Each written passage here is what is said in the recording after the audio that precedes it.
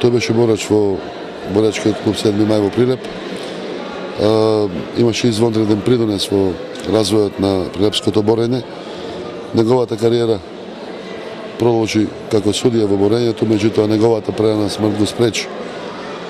На ваков начин само низ ваква спортска активност можеме да го спомнеме и да му дадеме почит. Прилеп прераснува во еден од центрите на борењето во Македонија и нека победат најдобрите, а се надам дека во иднина овој турнир ќе прерасне во традиционален. Остави длабоки траги во нашиот спорт и се надевам дека оваа организација ќе прерасне во традиционална.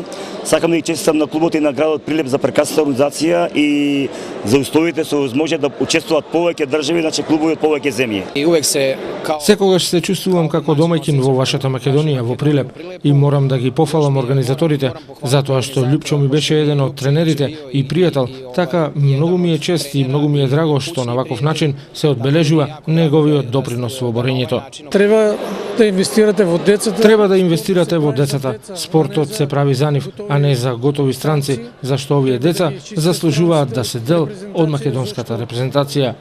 Организаторите најавуваат дека турнирот ќе прерасне во традиционален, со уште поголем број на борачи од повеќе клубови кои ќе настапуваат во иднина на овој меѓународен турнир.